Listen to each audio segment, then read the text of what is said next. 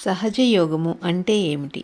మనిషి పిండ దశలో తల్లి గర్భంలో ఉన్నప్పుడు పరమాత్మని శక్తి తల పైభాగం నుంచి ప్రవేశించి మనలో 3 నాడులు 7 చక్రాలతో కూడినటువంటి సూక్ష్మ వ్యవస్థను ఏర్పరుస్తుంది.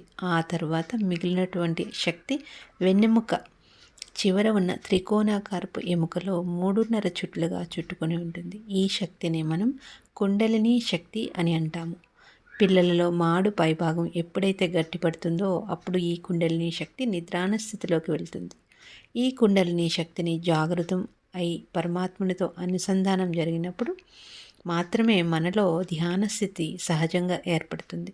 దీనినే ఆత్మ సాక్షాత్కారం అని కూడా అంటారు మరియు దీనిని అన్ని మత బోధనల్లో చెప్పారు. పూర్వం ఆత్మ సాక్షాత్కారం పొందడానికి తమ జీవితాంతం కఠోర సాధన చేసిన చాలా తక్కువ మంది దీనిని సాధించగలిగేవారు.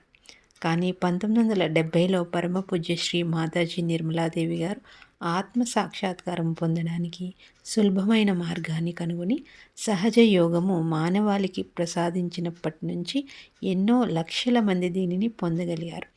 సహ అనగా మనతో పాటు, జ అంటే జన్మించిన, యోగము అంటే కలయిక, మనతో పాటు జన్మించిన కుండలిని శక్తి పరమాత్మునితో కలయిక జరగడమే సహజయోగం. సహజయోగం 120 పైగా దేశాల్లో లక్షలాది మంది సాధకులు ఆచరిస్తూ తమ దైనందిన జీవితంలో ఆనందాన్ని పొందుతున్నారు. ఈ ధ్యానం కుల, మత, వర్గ, వర్ణ, లింగ భేదాలు లేకుండా మరియు వయస్సుతో సంబంధం లేకుండా ఎవరైనా చేయవచ్చు. సహజ యోగా ధ్యానం నేర్చుకోవడానికి మరియు సాధన చేయడానికి ఎటువంటి రుసుము ఎవరికీ చెల్లించాల్సిన అవసరం లేదు. ఇది పూర్తిగా ఉచితం. జై శ్రీ మాతాజీ.